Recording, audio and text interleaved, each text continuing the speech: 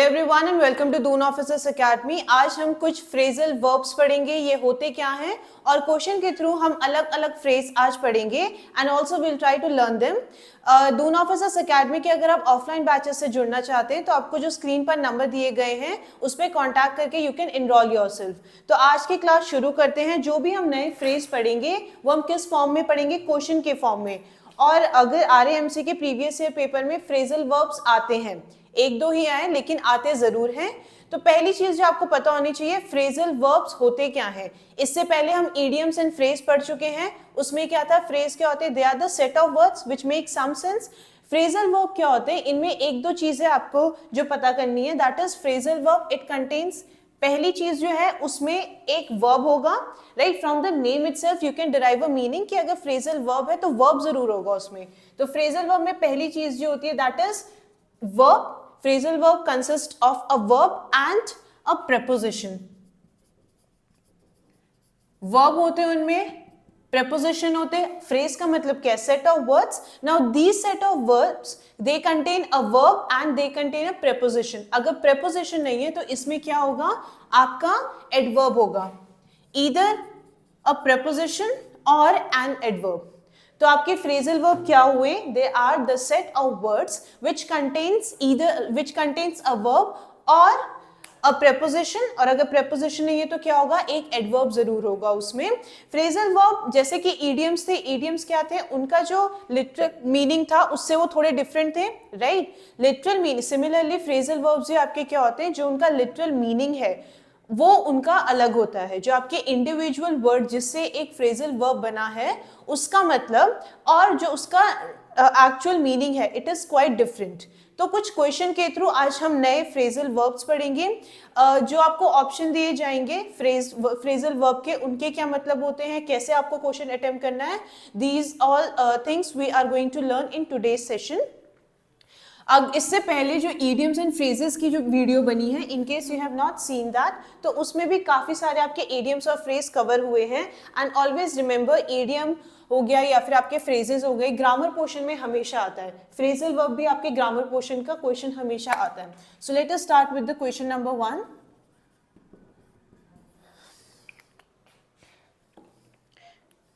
Now the first question is, when he tried to balance his checkbook,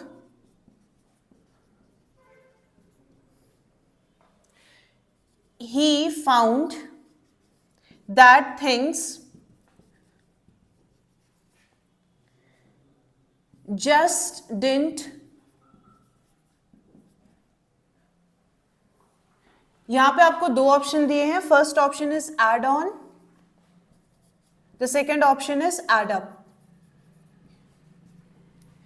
phrasal verb आपके क्या है? Phrasal verb में verb होगा और उसके साथ या तो एक प्रीपोजिशन होगा या फिर एडवर्ब होगा, यही तो बोला गया। Now look at the two options here. पहला क्या है? एड ऑन, और दूसरा है आपका add up, right. Now what should be the correct answer? When he tried to balance his chequebook he found that things just didn't, right. तो basically इसमें क्या बोला जा रहा है, जो भी उसकी चेकबुक थी उसका जब उसने बैलेंस किया, राइट। बैलेंस कैसे करोगे? आप सम करोगे कि आपके कितने एक्सपेंडिचर्स हैं, कितने आपने खर्चे किए हैं। When you try to add everything up, तो क्या होगा? ऐड अप या फिर add on, right. Add on नहीं होता, it is always add up. Add up का मतलब क्या होता है? जैसे आप कभी भी एडिशन करोगे तो चीजें क्या होता है, आपका सम ग्रेजुअली बढ़ता जाता है ना। जितने नंबर आप ऐड करोगे things gradually increases. So this is what add up mean. Add up का मतलब क्या हुआ? टू इंक्रीज ग्रेजुअली, धीरे धीरे कोई भी चीज अगर ऐड हो रही है तो इसका मतलब क्या है कि धीरे धीरे उसका अमाउंट बढ़ेगा। ये हर किस कोई भी केस में आप देख लो, not only when we are talking about numbers but कोई भी चीज, नॉलेज की अगर हम बात करें तो अगर आप जैसे जैसे पढ़ना शुरू करोगे धीरे धीरे क्या होगा आपका knowledge, you will gain more knowledge, gradually increase हो रहा है। Add up simply means to increase gradually. Add up का मतलब क्या हुआ? To increase gradually. So what should be the correct answer? That is the B part.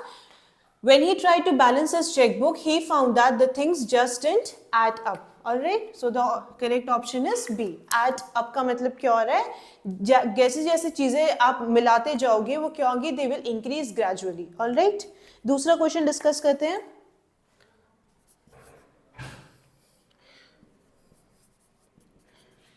After the tragic accident Lily's mother had a nervous. Now A part is break up.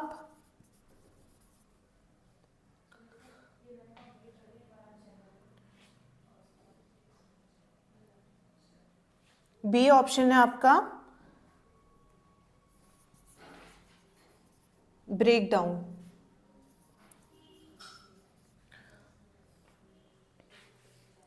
Now read out the question first. कोई भी जब भी आपको question दिया जाता है and अगर आपको you have a fill in the blanks type questions, तो उस सेंटेंस का मतलब क्या निकल रहा है वो देखो and gradually you will be able to write to figure out the correct answer. When the tragic accident, after the tragic accident, Lily's mother had a nervous, right? Whenever something bad happens to you, कोई भी अगर आपकी life में बुरी चीजें हुई हैं, what happens to you? Basically वो चीजें आपको बहुत ज्यादा इफेक्ट करती है mentally as well as physically, right? तो इसका मतलब क्या निकल के आ रहा है, after the tragic accident, now an accident has taken place and it has a very great impact on lilies mother. यही तो सेंटेंस बोल रहा है कि एक बहुत ही ट्रैजिक एक्सीडेंट हुआ। Now it can be anything.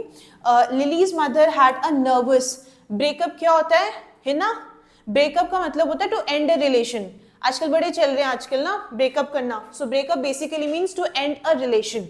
Now this the phrasal verb breakup doesn't go with what the sentence is saying. जो सेंटेंस का मतलब निकल के आ रहा है उसके साथ आप ऑब्वियसली ब्रेकअप तो आंसर नहीं करोगे। What is the second option, break down. Break down का मतलब होता है टू कोलैप्स और टू डिमोलिश। मतलब कोई भी चीज जो ऐसी है जो आपको इतना ज्यादा इफेक्ट करती है कि आप mentally you have a break down, है ना। आपने ये टर्म भी सुना होगा कि भाई उसका मेंटल ब्रेक डाउन हो गया। मतलब कोई चीज आपको इतना ज्यादा इम्पैक्ट कर रही है। तो हेयर यहाँ पे क्या दिया जा रहा है, इट्स अ ट्रैजिक एक्सीडेंट, है ना, तो मेंटली उनको बहुत इफेक्ट करेगी। सो what should be the correct answer, lilies mother had a nervous breakdown, है ना। सो ऑप्शन क्या है आपका बी, ठीक है। जो भी आप वर्ड देख रहे होंगे ये सब क्या है, फ्रेजल वर्ब्स हैं। और फ्रेजल वर्ब में देखो ब्रेक है, break is what, it is a verb, है ना, किसी चीज को तोड़ना, इट इज अ एक्शन। अब क्या है, it is a preposition. Now the next question is, the manager was so afraid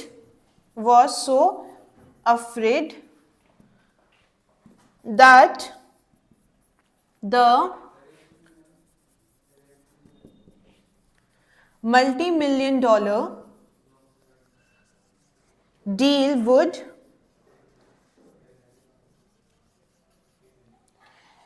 दो ऑप्शन दिए गए हैं, the first is fall up और दूसरा ऑप्शन आपका क्या है, fall through. The question is, the manager was so afraid that the multi-million-dollar deal would. Manager किस बात से डरा हुआ था कि जो $multi-million की डील है वो क्या होगी, फिर अगर कोई डील क्या डील जो होगी, जो डील होनी थी वो नहीं हो पाई, it was a major failure of the deal, that is why the manager was afraid. यही तो सेंटेंस का सेंस बन रहा है। नाउ यहाँ पे दो ऑप्शन दिए हैं, first is fall up and the second is fall through, है ना। पहला ऑप्शन क्या है, fall up and second is fall through. Fall up का मतलब क्या होता है, fall up means attack, right. जो भी आपके फ्रेजल वर्ब्स हैं वो उनका जो लिटरल मीनिंग है और जो उनके इंडिविजुअल वर्ड्स को मिला के जो सेंस बन रहा है वो दो बहुत अलग होता है। So follow up basically means, follow up का मतलब क्या हुआ, फॉलोअप का मतलब ये हुआ to attack someone. And what does fall through means, fall through का मतलब होता है फेलियर ऑफ समथिंग। कोई चीज जो है जो जैसी होनी चाहिए थी पर वो हुई नहीं है, that it was not a success, right. अगर कोई चीज सक्सेसफुली आप एग्जीक्यूट नहीं कर पाए हो, इसका मतलब क्या हुआ, इट फेल्ड, है ना। कोई, I think the board is not visible, एक मिनट। फॉल थ्रू का मतलब होता है फेलियर। अब दिख रहा है ना? Fall through means failure. Now look at the sentence again. Sentence क्या बना रहा है कि क्यों manager was so afraid, what was the reason of him being very afraid, कि उसको ये था कि जो आपकी मल्टी मिलियन डील है वो शायद डील जो है वो हो नहीं पाएगी, है ना? तो क्या होगी? It might fail, right? तो दोनों में से कौन सा करेक्ट होगा? फॉलो अप का मतलब क्या है? To attack, and fall through का मतलब क्या है? फेलियर, है ना? उस डील की क्या होगी? अगर वो डील जो होनी थी वो नहीं हुई तो क्या होगा? It was the failure of the deal. तो what is the correct answer? It should be B, fall through. ठीक है? जो भी क्वेश्चन कराए जा रहे एक बार खुद आंसर करने का जरूर ट्राई करना, राइट? क्योंकि ये चीज जब once you have practiced enough questions, जब भी आप क्वेश्चन पेपर आपका आता है when you are at an examination hall, तो आपको जो प्रैक्टिस की है ना that helps you a lot. ठीक है? अगर आप सही आंसर करोगे तो आपको, अगर आपने पहले प्रैक्टिस की है तो आप बहुत इजीली जो भी क्वेश्चन है वो अटेम्प्ट कर पाते हो। नेक्स्ट क्वेश्चन है आपका,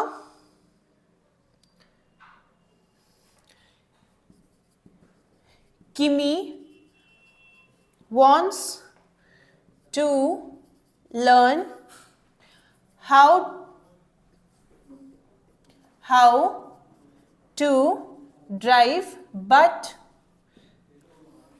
she must also learn how to dash so she can get in and out of the parking spots easily. दो ऑप्शन है, पहला है backup, the second option is back behind. इनमें से कौन सा सही होगा? बैकअप और बैक बिहाइंड।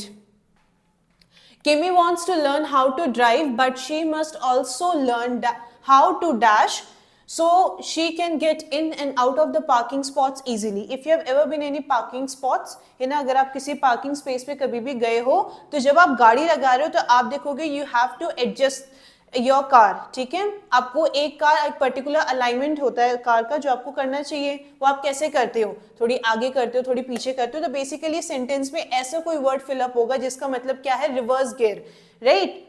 सेंटेंस में क्या है कि अगर आपको पार्किंग में लगानी है तो आपको क्या सीखना चाहिए कि सेंटेंस का जो सेंस बन के आ रहा है कि उनको रिवर्स करना भी आना चाहिए। Now the first option is backup. Backup का मतलब क्या होता है? कई बार आपने कुछ चीज प्लान आउट की है तो आपको कई बार लोग पूछ लेते हैं अगर ये नहीं हुआ तो बैकअप प्लान क्या है ना? अगर ये पर्टिकुलर चीज जो आप एग्जीक्यूट करना चाह रहे हो वो नहीं होगी तो आपका बैकअप प्लान क्या है, ये बोला जाता है। तो बैकअप का मतलब क्या है? या फिर आप बोलते हो ना कि यार ये नहीं हो पाया तो यार बैकअप लेना, मैंने ये रखा है। So basically for the support, backup से आपका मतलब यहाँ पे क्या है? To support. So basically it means to support। पर पार्किंग स्पॉट में do you need any support? आपको कोई बैकअप प्लान चाहिए? ये तो नहीं बोलते कि अगर मेरी ये वाली गाड़ी जो है पार्क नहीं हुई तो मैं छोटी वाली गाड़ी ले आऊंगा। That is not a backup plan, है ना? Now the second option is back behind. Back behind का यहाँ पे मतलब क्या आ रहा है कि आपको रिवर्स करनी आनी चाहिए। गाड़ी में होता है ना first gear, second gear, third gear, फिर आपका साइड में लगता है रिवर्स गियर, राइट? पर आजकल क्या आ रही है? ऑटोमेटिक गाड़ी, है ना, उसमें गियर नहीं होते।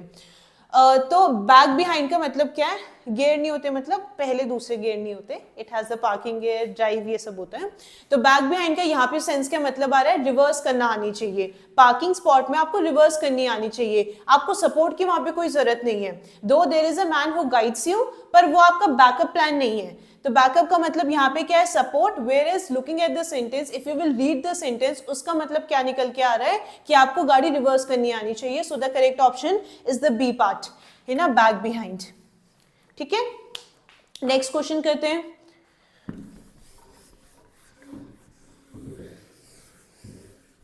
जो भी क्वेश्चन कराए जा रहे हैं हर क्वेश्चन में हम कम से कम 2 फ्रेजल वर्ब्स तो पढ़ ही रहे हैं। ठीक है, तो इफ यू वांट, या तो जो चीजें बताई जा रही हैं, जो थोड़े बहुत इंपॉर्टेंट पॉइंट होते हैं, you can jot it down, है ना। एक पेन और पेपर हमेशा साथ में रखो, कोई नोटबुक रखो जिसमें आप जो भी नोट्स हैं आपकी एक ही उसमें कंपाइल करके रखो। Now let's move to the next question. Next question आपका क्या कह रहा है? He wants to dash as a mean boss so that his employees will work hard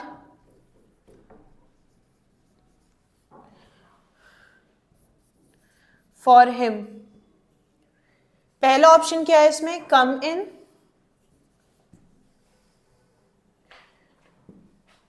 B option है आपका कम अक्रॉस।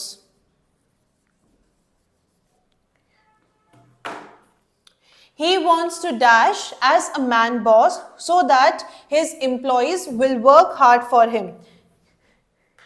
वो अपने एम्प्लॉयज के सामने इस तरीके का इंप्रेशन बनाना चाहता है ताकि क्या है, उसके जो भी the one who are working under him they must work hard, है ना।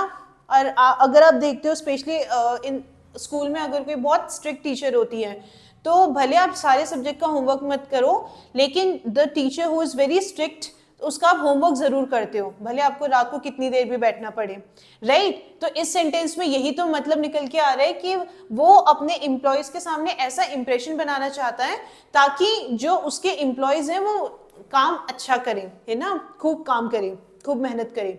Now the first is come in. Class में जब भी एंटर होते हो क्या बोलते हो? May I come in? You are seeking a permission from the teacher, यही तो कर रहे हो। कम इन का मतलब होता है when you are to enter. तो क्या यहाँ पे कोई ऐसे फ्रेजल वर्ब की हमें जरूरत है जिसका मतलब एंटर होना चाहिए? नहीं, it doesn't make any sense and also it doesn't go along with the sentence, है ना। तो पहला ऑप्शन नहीं होगा। Now the second is come across. Come across का मतलब होता है अपीयरेंस, इंप्रेशन। आप किसी को कोई इस तरीके का इंप्रेशन देना चाहते हो। कई बार आप जो छोटे बच्चे होते हैं ना उनसे बहुत रूडली बात करते हो कि आपकी बात मान जाए, तो यू आर कम, तो आप क्या कर रहे हो? You are trying to have an impression, है ना। एक आप इंप्रेशन या एक अपीयरेंस इस तरीके की दे रहे हो कि भाई मैं बहुत ही स्ट्रिक्ट हूँ, I am very rude, right, ताकि बच्चे क्या मस्ती ना करें।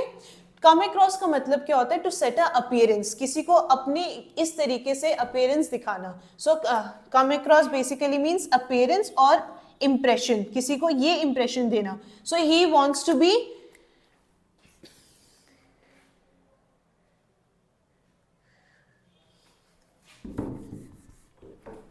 come across means appearance or impression।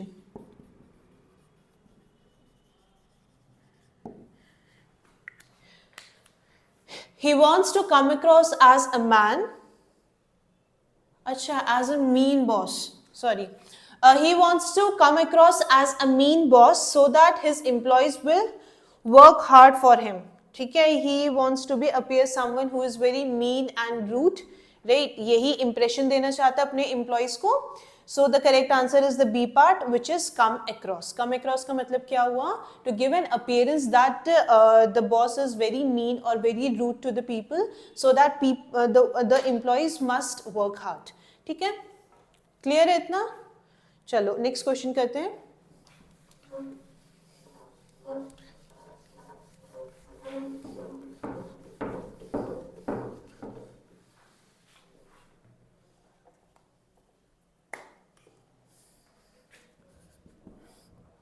Next question बोल रहा है आपका, after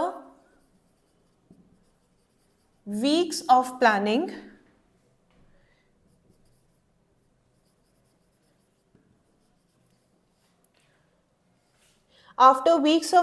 the escape,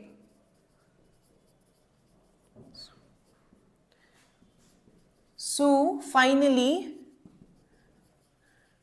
started to believe they could blank। दो ऑप्शन है इसमें, pull it up, अच्छा sorry, first option is pull it off, B part है आपका पुल इट अप, ठीक है।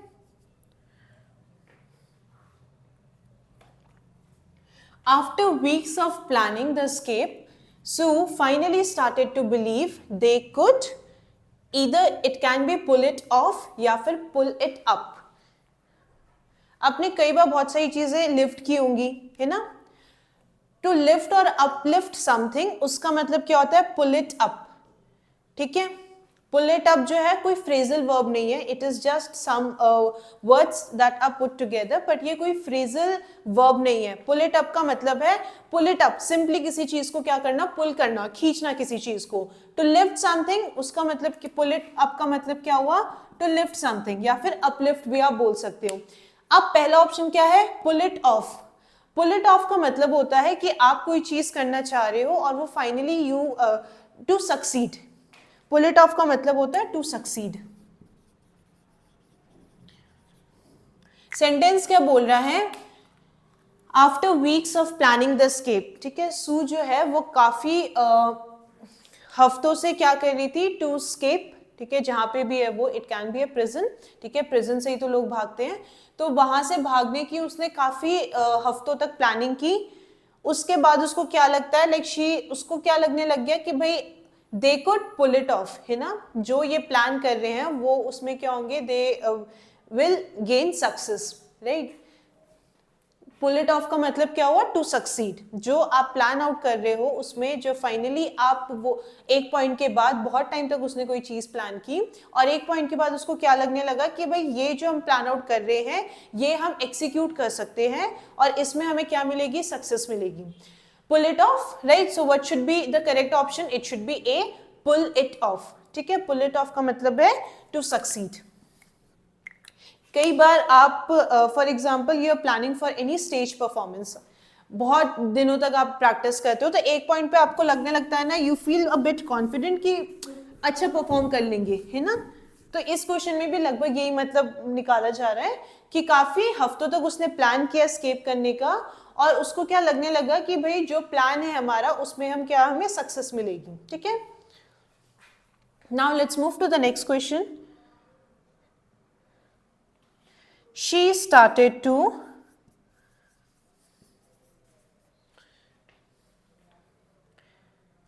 dash the upcoming trip. A है look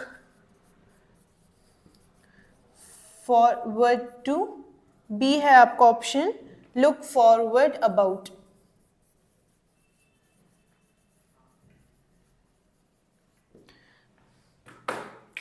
She started to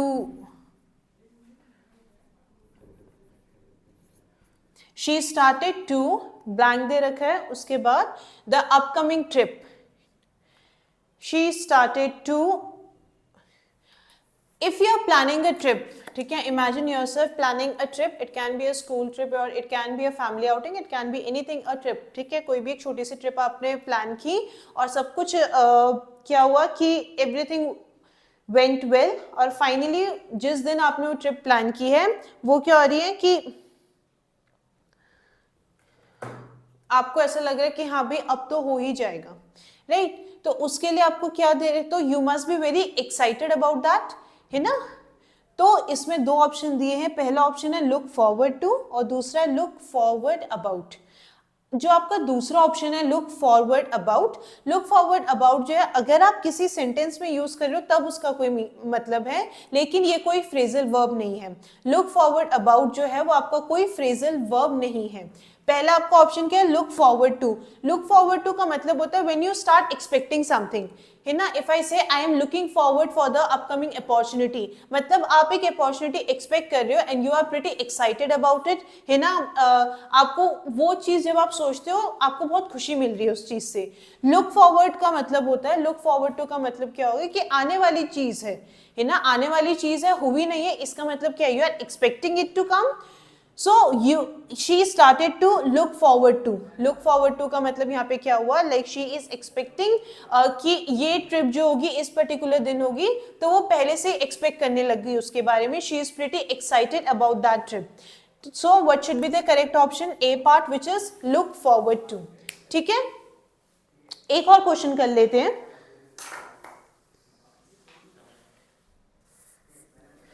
question is the night before the play, the crew dash, ये वाला part visible नहीं है ना, the crew dash the stage. अब इसमें भी आपको दो ऑप्शन दे रखे हैं. पहला ऑप्शन क्या है आपका, सेट अप. दूसरा ऑप्शन क्या है आपका, सेट डाउन. अच्छा, सेट अप और सेट डाउन ये दिख रहा है ना बोर्ड, हाँ. दो ऑप्शन दे रखे हैं. The night before the play the crew dash the stage. जिस दिन प्ले होने वाला था, जो भी आपका प्ले था, ठीक है, जिस दिन होने वाला था उसके एक दिन पहले, ठीक है, the night before the play, उस रात को, मतलब जब प्ले होने वाला उसके रात को, उससे पहले वाली रात को, उसकी पहली वाली रात को क्या किया, क्रू डैश द स्टेज. कोई भी परफॉर्मेंस होने वाली, आप क्या करते हो, स्टेज में चीजें क्या करते हो, आप चीजें इस तरीके से अरेंज करते हो ताकि जो नेक्स्ट प्रोग्राम है आपका वो स्मूथली हो जाए, यही तो आप चाहोगे. नाउ दो चीजें हैं, सेट अप और सेट डाउन, दोनों ही आपका फ्रेजल वर्ब है. पहले सेट डाउन. सेट डाउन का मतलब क्या होता है कि set down basically means to write, है ना. सेट डाउन का मतलब होता है कोई चीज लिखना. आपके कोई भी थॉट्स हैं, एनी फीलिंग और emotions, when you basically set down का मतलब क्या होता है, जब आप लिखते हो वो चीजें जो आपने सोची है, जब आप वो लिखना शुरू करते हो, वो उसका मतलब क्या हुआ, सेट डाउन. ठीक है, व्हेन सेट डाउन का मतलब क्या हुआ, लिखना.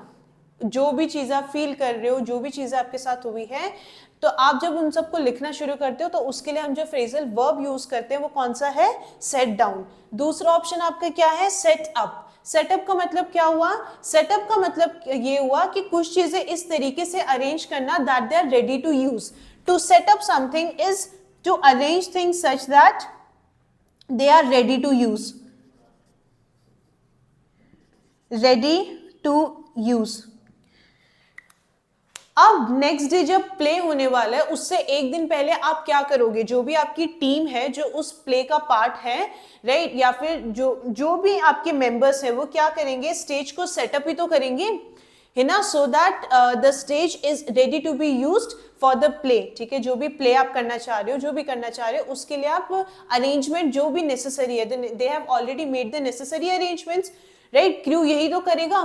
So what should be the correct option? It should be A, जिसका मतलब क्या है, set up, right? Set down. अब क्रू बैठ के एक रात पहले बैठ के प्ले तो नहीं लिखेगा, तो set down तो आप नहीं कर सकते हो. तो करेक्ट ऑप्शन आपका क्या है, that is the A option which is set up. तो आज हमने कुछ फ्रेजल वर्ब्स पढ़े. नेक्स्ट वीडियो में हम कुछ और नए फ्रेजल वर्ब्स पढ़ेंगे. और अगर आप दून ऑफिसर्स एकेडमी के ऑफलाइन बैचेस से जुड़ना चाह रहे हो तो जो आपको स्क्रीन पर नंबर दिए गए हैं, you can contact on those numbers for your registration. This was all for today. Thank you everyone and have a good day to you all.